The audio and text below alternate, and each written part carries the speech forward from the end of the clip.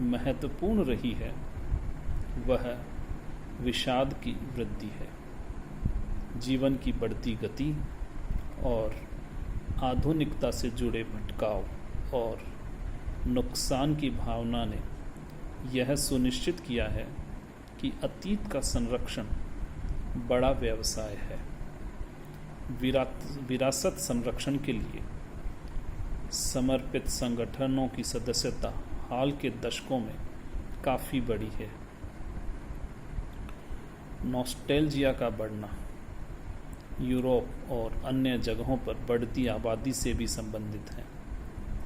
कई टिप्पणीकारों ने तर्क दिया है कि जैसे जैसे लोग बड़े होते हैं उनकी उदासीनता की भावनाएं बढ़ती हैं और वे अपने स्वयं के अतीत से संबंधित विरासत के आकर्षण का दौरा करने की अधिक संभावना रखते हैं। ऐसा लगता है कि अतीत के लिए उदासीनता का संयोजन राष्ट्रीय और स्थानीय पहचान को पुनः विकसित करने और सांस्कृतिक विकास के कथित आर्थिक लाभों को सांस्कृतिक आकर्षण की आपूर्ति पर एक नाटकीय प्रभाव पड़ा है।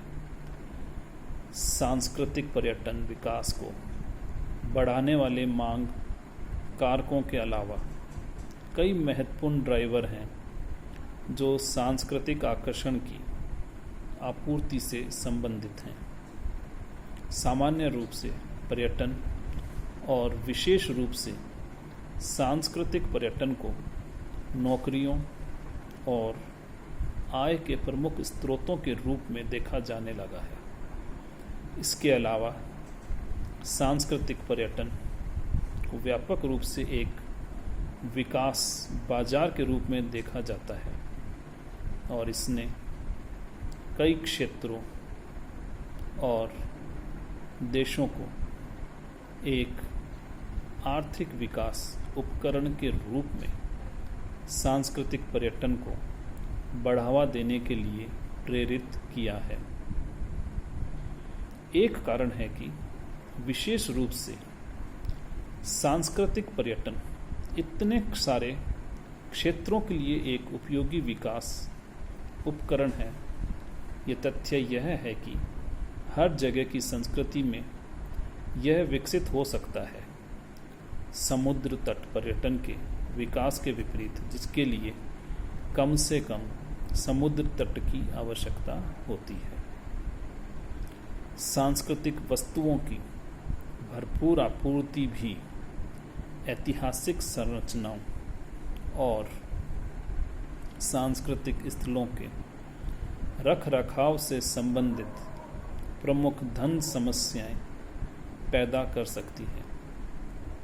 सांस्कृतिक पर्यटन के विकास में फंडिंग की समस्या का समाधान भी देखा जा सकता है। यूरोपीय संघ के स्तर पर संस्कृति को एक आवश्यक संसाधन के रूप में देखा जाता है जो न केवल काम प्रदान करता है बल्कि यूरोपीय संघ के भीतर सांस्कृतिक सद्भाव भी विकसित कर सकता है। सांस्कृतिक पर्यटन और सांस्कृतिक आकर्षण भी यूरोपीय आयोग द्वारा वित्त पोषित क्षेत्रीय आर्थिक विकास गतिविधि के अधिकांश के लिए केंद्रीय बन गए हैं।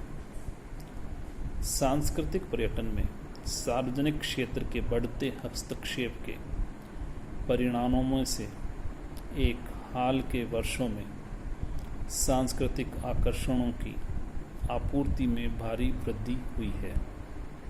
उदाहरण के लिए यूरोप में पिछले 20 वर्षों में सांस्कृतिक आकर्षणों की संख्या में 100% से अधिक की वृद्धि हुई है, जो वास्तव में मांग में वृद्धि को दर्शाता है। इसलिए तर्क दिया जाता है कि सांस्कृतिक पर्यटन की वृद्धि वास्तव में अधिक आपूर्ति हो सकती है, क्योंकि यह संस्कृति की मांग से वृद्धि से प्रेरित है। यह एक ऐसा बिंदु है जो सांस्कृतिक पर्यटन को परिभाषित करने के दृष्टिकोण से भी महत्वपूर्ण है। सांस्कृतिक पर्यटन की कई परिभाषाएं, जैसे कि हम देखेंगे, इसकी व्यापक गुंजाइश या पर जोर देने की प्रवृत्ति है। सांस्कृतिक पर्यटन अनुभव के सार पर ध्यान केंद्रित करने के बजाय सांस्कृतिक पर्यटकों की संख्या है। सांस्कृतिक पर्यटन की परिभाषाएं। सांस्कृतिक पर्यटन क्या है? जैसा कि मैककेचर और डू क्रॉस निरीक्षण करते हैं, यह प्रतीत होता है कि सरल प्रस्ताव वास्तव में उत्तर देना बहुत मुश्किल है, क्योंकि सांस्कृतिक पर्यटन के लगभग उतनी ही परिभाषाएं हैं जितनी सांस्कृतिक पर्यटक हैं। इस जटिल स्थिति का कारण अपेक्षाकृत सरल है, क्योंकि संस्कृति की परिभाषा ही इतनी कठिन है। कल्चर को रेमंड विलियम्स द्वारा अंग्रेजी भाषा में सबसे जटिल शब्दों में एक के रूप में लेबल किया गया था, और इसकी व्याख्या अन्य भाषाओं के साथ साथ व्याख्या में भी उतनी ही भिन्नता आती गई। जब चर्चा राष्ट्रीय या भाषाई सीमाओं में फैल जाती है तो सवाल और भी जटिल हो जाता है। एक क्षण के लिए विचार करें कि क्या डच शब्द इरफॉस्ड का मतलब अंग्रेजी विरासत के समान है। सिद्धांत रूप में ये अतीत से विरासत में मिली चीज़ों की समान अवधारणा को कवर करते हैं,